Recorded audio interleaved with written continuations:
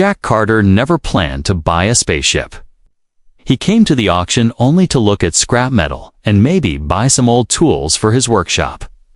It was a hot day in the small desert town, and the auction yard was full of broken machines, rusted vehicles, and strange items from old space missions. Most of the people there were local junk dealers and collectors. They all knew each other. Jack stood quietly at the back, sipping a warm soda, waiting for the auction to start. The auctioneer, a tall man with a loud voice, began calling out the items one by one. A pile of old robot parts went first, then some damaged solar panels, then an empty cargo pod. Jack watched as people bid quickly, shouting numbers, raising their hands, trying to get a good deal.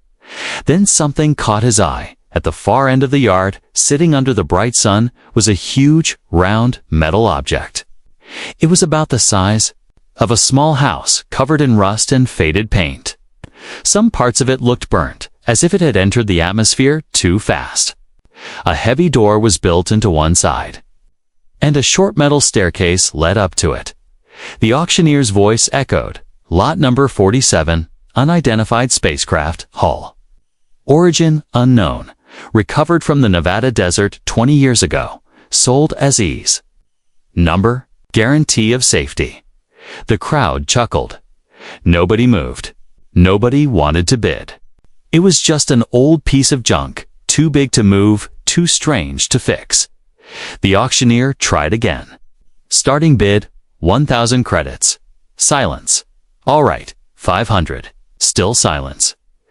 Jack felt a strange pull. He didn't know why. The ship looked dead, yet something about it made him curious. Maybe it was the design, not like Earth ships at all. The metal curves seemed too smooth, too perfect. It was beautiful in an odd way, even with all the rust. Before he could think, Jack raised his hand. 500, he called out. The auctioneer smiled, surprised. 500, do I hear 6? No one answered. Going once, going twice. Sold to the man in the black jacket. People turned to look at Jack, some shaking their heads. One man laughed and said, "Good luck moving that thing, buddy." Jack felt a mix of excitement and regret. He had no idea how he would get it home. But as he walked toward the strange ship, his heart beat faster. When he reached it, he put his hand on the side. The metal felt cold, colder than it should be under the hot sun. A small vibration moved through his fingertips, almost like a heartbeat. He climbed the short staircase to the door. It was heavy, with strange markings carved into it. The symbols didn't look like any language Jack knew.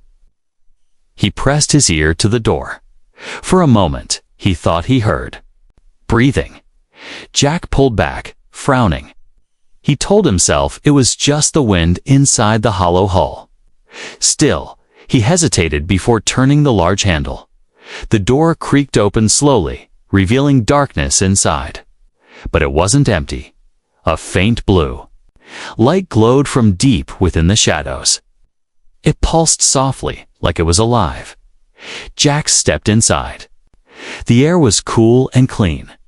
Too clean for something abandoned for 20 years. There was no dust. The floor was smooth and shiny. Then he heard a sound.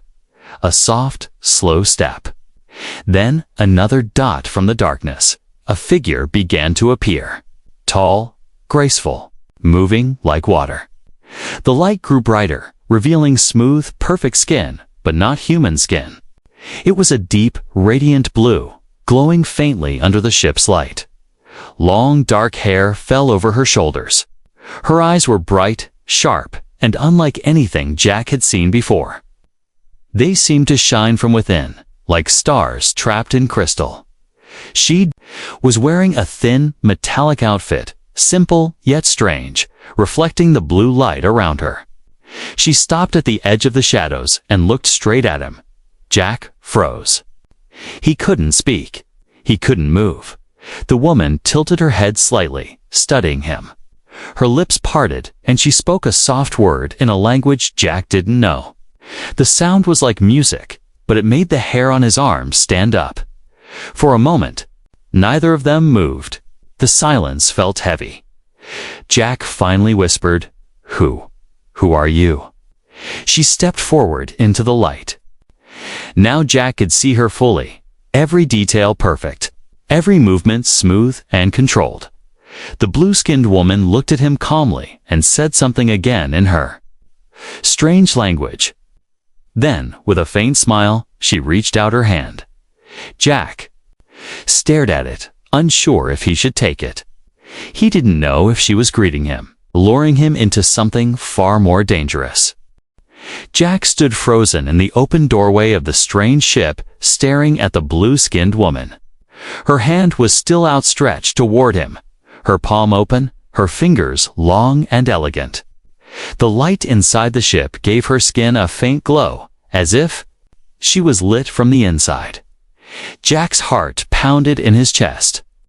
Every part of his mind told him to step back, to leave, to call someone. But something about her eyes, calm, curious, and almost human, kept him standing there. Slowly, Jack lifted his own hand. The moment their fingers touched, a sharp tingling shot up his arm, not painful, but strange, like a low electric current mixed with warmth. The woman's lips curved into the smallest smile, and she said something again in her language. Jack shook his head. I don't understand you." He spoke slowly, hoping she might pick up a word or two. She tilted her head, listening, then glanced toward a wall behind her. With one graceful motion, she tapped a silver panel. A soft hum filled the air, and then a strange voice, mechanical but clear, spoke in English. "Greetings, you are human." Jack blinked. "Yes, I'm human, and you are." The woman hesitated. Her eyes flickered to his face. Then she spoke again. The panel translated her words. "My name is Alira. I have been waiting for me." Jack asked, frowning. Alira's gaze didn't waver. For a human who is not afraid. Jack let out a nervous laugh. "Well, I'm afraid, right?" Now, she didn't smile. She simply turned and motioned for him to follow her deeper into the ship. Jack glanced back toward the auction yard. The bright sunlight outside looked safe, familiar. But something in him wanted to know more. With a deep breath, he stepped inside, and the heavy door closed behind him with a quiet hiss. The interior was nothing like the rusty outside. The walls were smooth and shining, with soft lights built into them. Strange symbols glowed faintly, shifting as they walked past. The air smelled fresh, with a faint scent like rain after a storm. Alira moved with perfect balance, her bare feet making no sound on the floor. She led Jack into a central room filled with odd-looking chairs, curved screens, and floating orbs of light. In the middle stood a round table covered in glowing lines and shapes. She touched the table. A bright three-dimensional image appeared above it, a star map. Planets, moons, and distant suns spun slowly in the air. Jack's mouth fell open. This isn't human tech." The translator's voice echoed again. "It is my home's navigation system. This vessel is royal transport." Jack raised his eyebrows. "Royal, as in, you're some kind of princess." Alira paused. "Daughter of the High Council. A leader's child." Jack rubbed the back of his neck. "Right so. Why are you here, hiding on Earth?" Her expression softened, but her voice through the translator stayed calm. "My world is not safe. My family, gone. My people fight for control. I was sent away to survive." Jack felt a strange mix of sympathy and suspicion. He wanted to believe her, but part of him wondered if she was lying. Still, there was something in her eyes, a sadness that seemed too real, too fake. He walked slowly around the room, touching the smooth walls, feeling a faint hum under his fingertips. "This ship, it's not broken. is it? Elira's gaze followed him. It sleeps. It waits for the right one to wake it. Jack turned to her. And that's me. She stepped closer, the light catching in her eyes. You opened the door. You stepped inside. The vessel chose you. Jack laughed nervously. Okay, that sounds a little crazy. But before Elira could answer, a faint beeping sound filled the room. She moved quickly to a console and touched the controls. A screen lit up, showing a black shape moving in the star map close to Earth. Her voice turned sharp. They are here. Who's here? Jack asked. Elira turned to him, her calm expression replaced with urgency. Hunters. They have followed me. If they find me, Earth will burn. Jack's stomach tightened. You're telling me people, or aliens, are coming here to get you? Yes, she said, her voice like steel. Not though will come for you too. Jack felt the floor tilt under him, as if the whole room had shifted. He had walked into an auction, thinking he'd bought a pile of scrap metal. Now he was standing inside a living alien ship, speaking to a princess from another world, and being hunted by unknown enemies. Elira stepped toward him again, her eyes locked on his. You must decide, she said. Leave now and forget you saw me, or stay and learn the truth. Jack's chest rose and fell. He knew the smart choice was to leave, to walk out the door and never look back. But the part of him that had stepped forward in the auction yard, the part that had touched her hand, couldn't turn away now. I'll stay, he said quietly. Elira's lips curved into the smallest, faintest smile. Then your life will never be the same. The ship's lights brightened, as if it had heard his choice. Somewhere deep within the hull, a low hum began to rise, like something waking from a long, long sleep. The low hum inside the ship grew louder, steady and deep, like the heartbeat of a giant. Jack felt the vibration through the floor, up his legs, into his chest. It was not mechanical, at least not fully mechanical. It felt alive. Elira stood near the round table, her hands moving over the glowing surface. Symbols and lights shifted beneath her fingers, and parts of the ship responded. Lights brightened, walls shimmered, and strange shapes floated in the air above them like holograms. Jack turned slowly in place, taking it all in. This isn't just a ship, he said quietly. It's something more. Elira's eyes lifted to his. The translator spoke in its steady voice. It is a living vessel. Its name is Erythra. It chooses who may command it. Jack gave a short laugh. Ships don't choose people. Her gaze didn't waver. On my world, they do. This vessel has a mind and a soul. It slept for many years, waiting for a voice it would obey. When you entered, it woke. Jack shook his head slowly. Why me? I'm just a guy who fixes machines in his garage. Elira stepped closer. Because you are human. You're kind. Your minds are different. We do not understand why, but the vessels do. Jack frowned. So, you're saying the ship likes humans better than your own people? She paused before answering. It trusts humans in ways it does not trust us. That didn't make sense to Jack, but before he could question her further, one of the floating orbs above the table flashed red. A sound like distant thunder rolled through the air. Elira's hands moved quickly over the table's surface. The star map zoomed in, showing several dark shapes moving closer to Earth. Each one pulsed with a faint red light. Her voice was tight. Now, they are moving fast. Less than one Earth day before they arrive. Jack stepped beside her. And these hunters. What do they want from you? She looked straight at him. Not from me. From the vessel. They cannot control it. Oh, we'll destroy it. Jack felt a chill crawl up his spine. Then why not just leave? Get out of here before they arrive. Her expression darkened. The vessel cannot leave alone. It requires two to travel, one of my kind, one of yours. That is how it was built. Jack blinked. Wait. So without me, this ship can't go anywhere? Yes, she said simply. And without me, neither can you. Jack laughed nervously, running a hand through his hair. So you're saying we're... what? A package deal now? Elira's face softened slightly. That is what the vessel has decided. Jack took a slow step back, trying to wrap his mind around it. He had come to an auction for tools.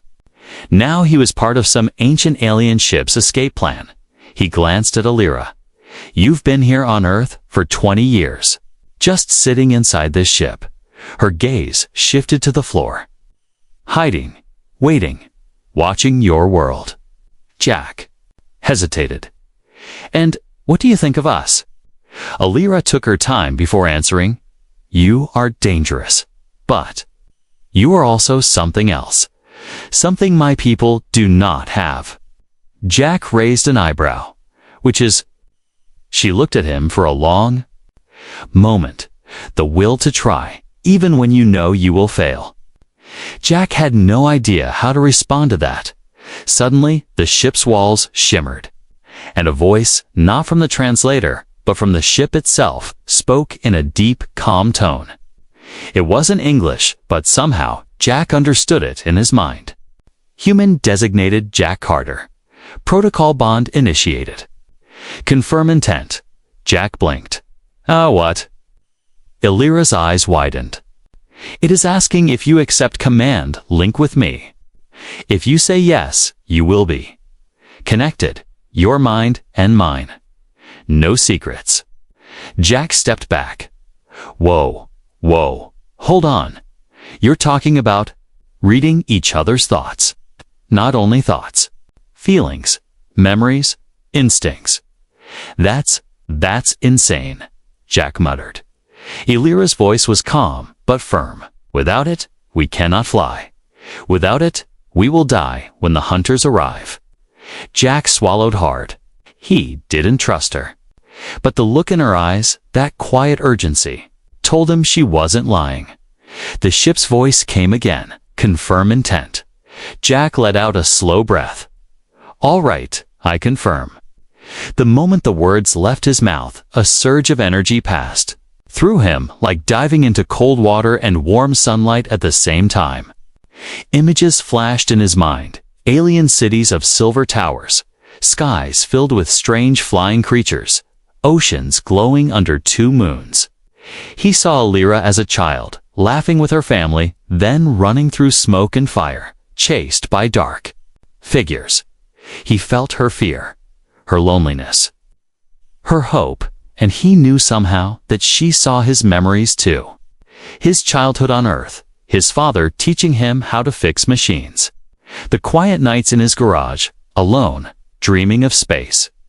When the vision ended, they were both standing still, breathing heavily. Jack met her gaze. For the first time, he didn't just see her, he understood her. Elira gave a single nod. Now, we are ready to fly. But the red shapes on the star map were closer now, and Jack knew they didn't have much time before the hunters arrived. The bond between Jack and Elira had changed everything. Lentra no longer felt cold or empty. It pulsed with quiet life under Jack's feet, as if it knew him now, trusted him. But trust wouldn't stop the hunters. And neither would it stop the people outside. The next morning, Jack woke up in his small house just outside the desert town. Elira had stayed inside the ship overnight, saying she slept better under the stars of her own home. Jack made coffee, trying to convince himself.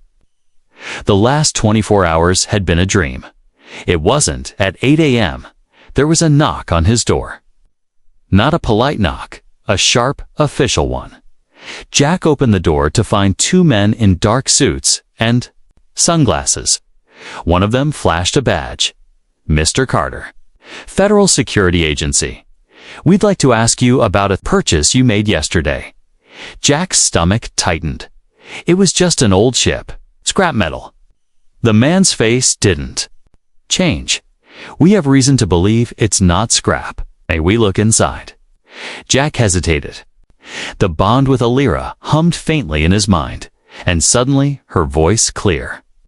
Though her lips weren't speaking, whispered in his thoughts, "Do not let them in." Jack's throat went dry. "Sorry, I can't help you. You need a warrant." The agents exchanged a look. The taller one leaned in slightly. "If you're hiding something, Carter, it will end badly for you." They left without another word. But Jack knew this wasn't over. He headed back to the auction yard to check on Erithra. Alira was standing near the open hatch, her eyes scanning the horizon. When she saw him, she didn't smile. "They came, didn't they?" she asked through the translator. Jack nodded. "Government guys. Wanted to look inside." Her gaze turned cold. "Humans will try to take what they do not understand. Your leaders, they will fear me. Fear this ship. Fear you." Jack rubbed the back of his neck. "Yeah, well, they're not the only ones I'm worried about. Those hunters. How close are they now?" Alira turned to the table inside the ship. The star map shimmered, the red shapes closer than before. Half a day, maybe less. By afternoon, the trouble had doubled. Someone had leaked a photo online, a blurry shot of Jack standing near the ship with Alira in the doorway. The internet had gone wild. Some said it was fake. Others said it was proof of alien life. News vans started showing up near the auction yard. Drones buzzed in the sky, trying to get footage of the ship, and Jack's phone wouldn't stop ringing. Calls from strangers, reporters, even old friends wanting just one peek. Inside the ship, Alira paced slowly. "The hunters will see this. They will know where to find us." Jack leaned against the wall.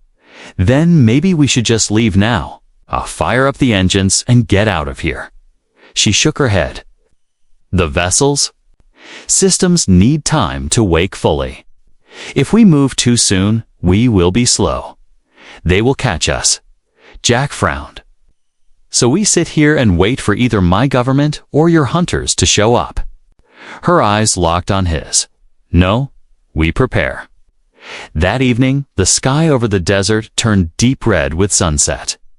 Jack and Alira worked side by side inside the ship, her long fingers moving across controls, his hands tightening bolts and reconnecting panels. Every now and then, the bond between them pulsed, and Jack would suddenly understand exactly what tools she needed without her speaking. It was strange, but also strangely natural. As darkness fell, Jack stepped outside for air. From the ridge, beyond the yard, he saw headlights, to many of them. A convoy of black vehicles was approaching. Fast. The hum in his mind from the bond spiked. Alira's voice filled his thoughts. "Hunters." Jack spun around. "Already, I thought we had more time." She appeared in the hatch, her expression fierce. They moved faster. "Get inside, now." The first of the black vehicles screeched to a stop at the edge of the yard. Figures in sleek armor stepped out, their movements sharp and inhumanly precise. Their helmets were smooth, without eye slits, and they carried long curved weapons that glowed faintly at the edges. One of them raised a device, and a beam of blue light scanned the ship from top to bottom. Another pointed straight at Jack.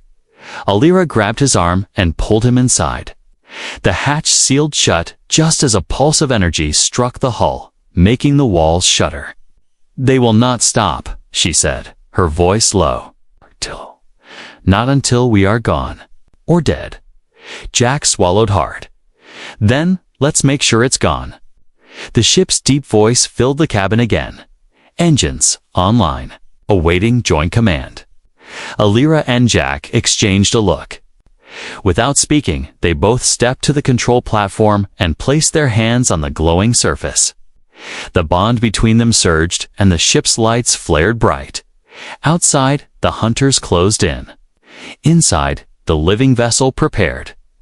To rise dawn, and far above them, more dark shapes entered Earth's atmosphere, their glowing red lights cutting through the night sky. The control platform glowed under Jack's and Alira's hands. The ship's deep voice echoed inside both their minds. Bond confirmed. Neural link stable. Preparing for flight. The deck vibrated gently as Arithra came alive. Jack felt it not. Only under his feet, but also in his thoughts, a quiet rhythm, a calm heartbeat that wasn't his own. Through the link, he could sense the ship's awareness. Like a sleeping animal stretching awake, outside, the hunters spread out, their glowing weapons ready. They moved with inhuman precision, stepping in perfect unison. Every time Jack looked at them, he felt a faint wave of cold through the bond Alira's sphere. He glanced at her. "You've fought them before." "I have run from them before," she replied softly. "Never fought, until now." The hunters fired again. Blue-white energy struck the hull, but the ship barely flinched. Jack felt the impact as a dull thud in his chest, like someone knocking on a locked door. "Shields holding the ship's voice." Rumbled. Jack looked at Alira. "All right, so how do we fly this thing?" She stepped closer to him, her hands still pressed to the glowing surface. "Not with your hands, with your mind." Jack raised an eyebrow. "My mind? Picture where?" "You want to go," she said. "Feel it, the ship will respond." He hesitated. "Okay, I want to get the hell out of here." The moment he thought it, the floor tilted gently, and the outside world shifted. Through the forward screen, the ground began to sink away as the ship rose silently into the air. Jack's eyes widened. That was me." Alira gave a faint smile. "That was us." The hunters didn't stop. Several leaped into the air with strange boosters on their backs, trying to latch onto the hull. Through the bond, Jack felt Aritha's sharp awareness.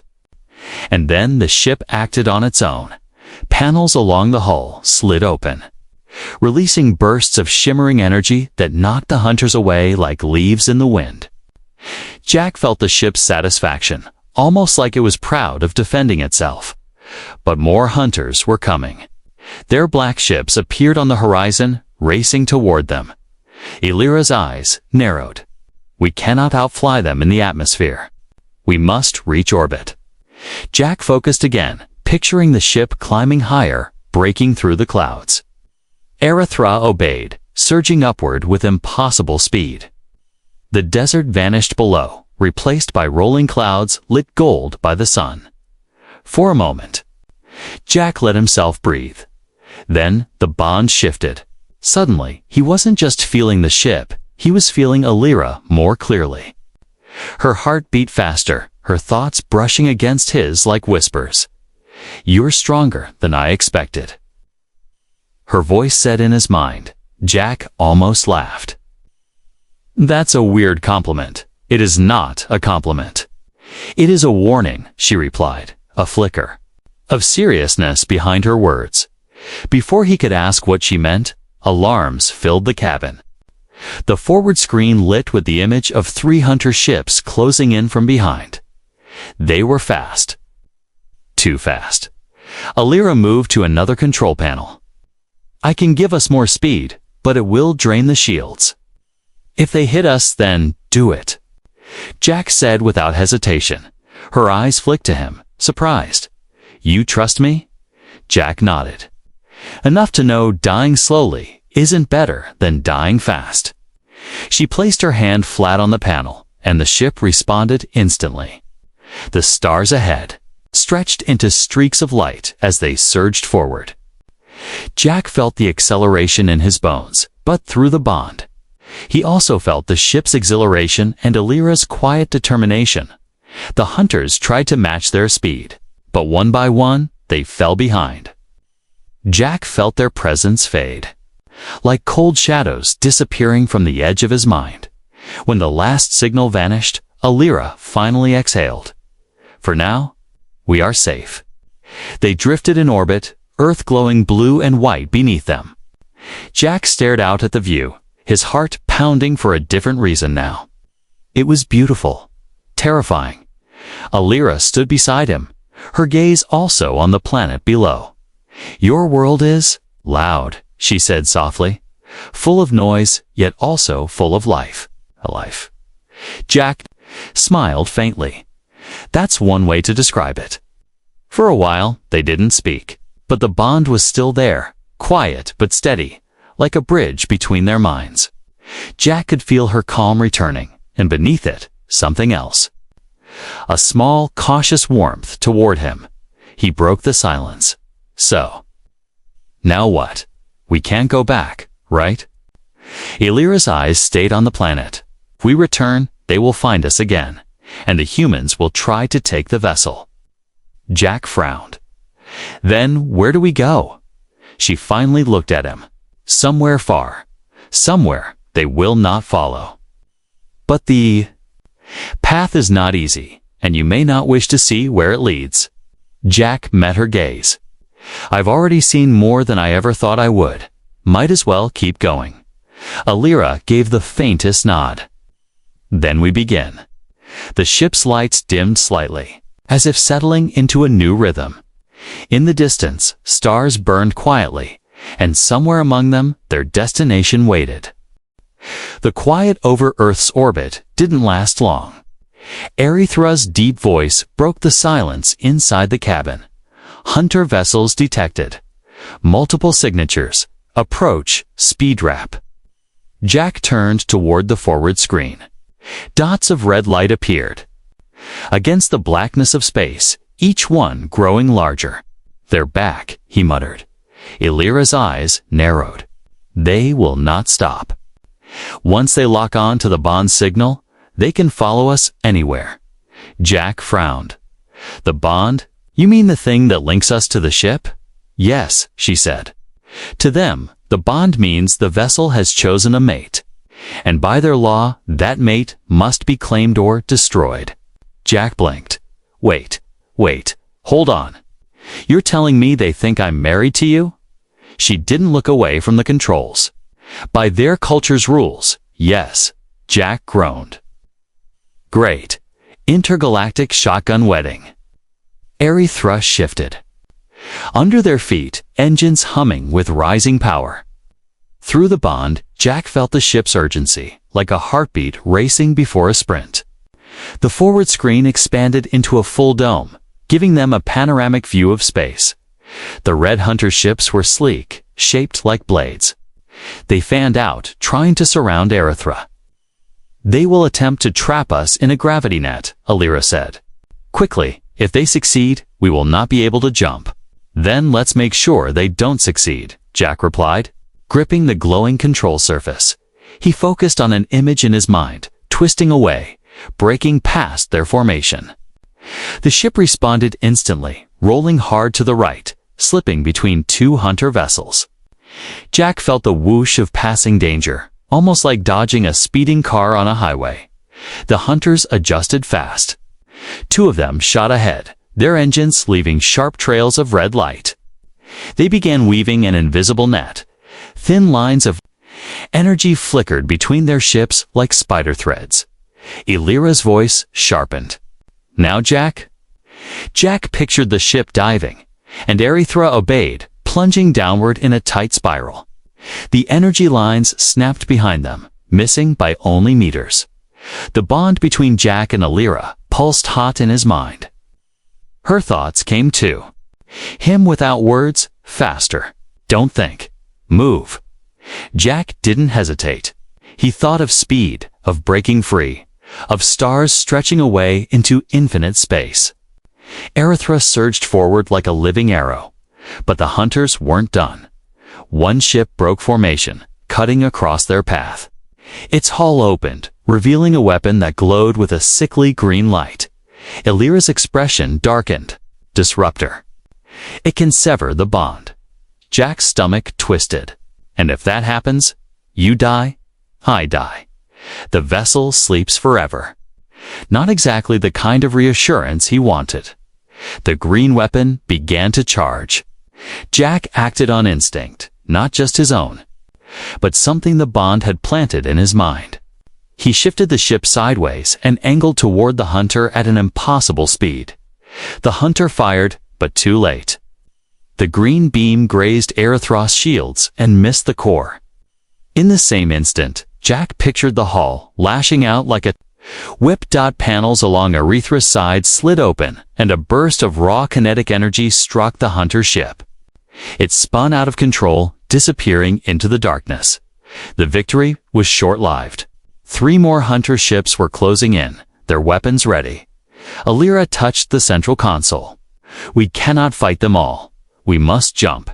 Jump where? Jack asked. Her gaze was steady. To the outer reach? It is far. Dangerous. But they will not follow us there. Jack hesitated. What's in the outer reach? Places even hunters fear. But it is our only path. The ship's voice joined in. Jump coordinates locked. Both pilots confirm. Jack met Alira's eyes. You sure about this? No, she admitted. But I am sure we will die if we stay. Jack took a deep breath. Then let's go. They both placed their hands on the console. The bond flared. This time so strong that Jack felt not just her thoughts, but her pulse, her breath, her focus, blending with his.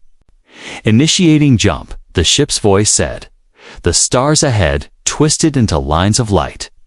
The hunter ships blurred, then vanished behind them. Erythra plunged into the deep, dark corridor of hyperspace.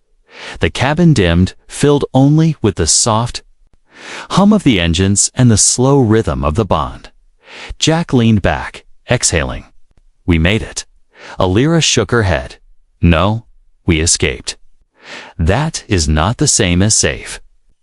Jack looked at her, reading the unspoken worry in her mind through the bond. There's something she's not telling me, he thought. But before he could ask, Erythra's voice cut in again. Warning. Outer reach threshold in 20 minutes. Unknown anomalies detected. Jack looked out at the swirling void of hyperspace. I have a feeling I'm not going to like what's waiting for us. Alira's eyes stayed fixed on the shifting light ahead. You won't, she said softly. But you must be ready. The swirling tunnel of hyperspace began to fade. The hum of Erythra's engines changed lower. Slower, like a deep breath before stepping into cold water. Jack felt the shift in the bond too. Alira's focus sharpened, but beneath it, a quiet unease pulsed against his thoughts. Outer reach in 3 minutes. The ship's voice said. Jack kept his eyes on the forward view. The shifting lights ahead darkened, shapes forming in the distance. Not stars, not planets. Something else? What exactly are we about to see? Jack asked. Alira's gaze stayed on the view. The edge of mapped space. Beyond this, there are no charts. No safe routes. But there are places where even hunters do not follow. Jack frowned.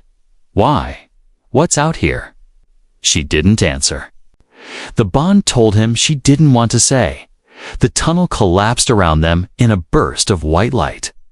For a moment, Jack thought space itself had gone silent. No distant stars, no planets. Just darkness.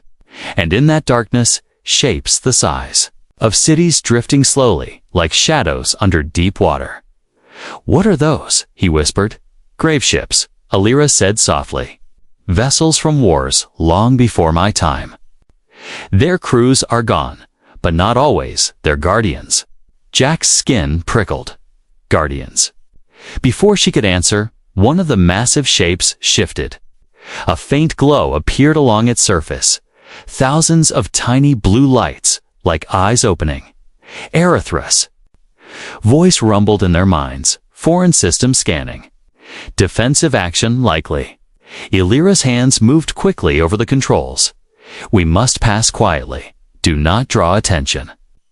Jack tried to focus on stillness, on calm, letting the bond carry. That thought into the ship. Aerithra slowed, gliding between two enormous derelicts. The faint blue lights tracked them but didn't fire. For a moment, Jock thought they'd made it through. Then a shadow peeled away from one of the grave ships. It wasn't broken or drifting. It was alive, sleek, and moving fast. Alira's voice was tight. Sentinel drone. Very old, but still deadly. The drone's eyes flared white, and a beam of light scanned over Aerithra. Through the bond, Jack felt the ship tense, and Alira's fear spike. "It has locked on to the bond," she said. "It knows you are human." Jack's pulse jumped. Why does that matter? Because to some, humans are a threat even greater than the hunters, and this machine still follows those orders. The drone's weapons unfolded, ancient but still glowing with dangerous power. Aerithra's voice was urgent. Engage or evade. Choose. Alira's eyes locked on Jack's. Through the bond, he felt her thought. This choice is yours. Jack clenched his jaw. If we run, it'll chase us. If we fight, we might wake up more of them. Yes, Alira said simply. He closed his eyes. For a second, feeling the bond, the ship's readiness, her trust, and the distant, cold focus of the drone. When he opened them, his voice was steady. We fight. Aerithra surged forward, faster than the drone expected. Panels along the hull opened, and twin bursts of energy lit the darkness.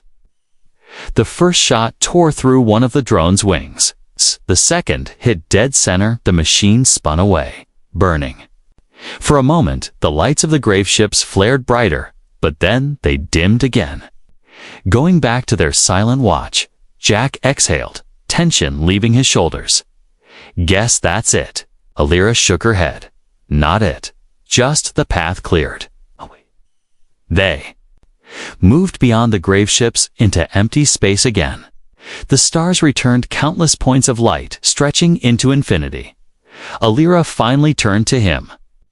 Jack, from here you cannot go back to Earth. Not safely. The bond is too strong. The hunters will always find you. Jack met her gaze. So you're saying my choices are stay out here with you, or go home and spend the rest of my life running? Yes, she said quietly. He leaned back against the console. And if I stay, she hesitated. Then you will be part of my world. Not as a passenger, but as my bonded, my equal. Jack let out a breath, glancing out at the stars. That sounds insane. It is, she admitted. But it is also the only way forward. They stood in silence for a moment, the bond carrying their thoughts back and forth without words. Jack felt her hope, her fear, and something else she was trying not to let him feel, a quiet wish that he would choose her world over his own. Finally, he turned back to her. I've spent my whole life fixing broken things. Maybe it's time to see what I can build instead. Alira's lips curved into a faint, genuine smile. Then your choice is made. The ship's voice spoke again. Coordinates locked. New course set. Jack stepped beside her at the controls. Through the bond, he felt the ship's readiness. Her calm, his own heartbeat, mixing with hers. Beyond the screen, the stars seemed to lean closer, waiting. Let's go, he said. Aerithra's engines lit, and the stars stretched into lines. Earth faded behind them, swallowed by the endless dark. Ahead lay only the unknown and the life Jack had chosen.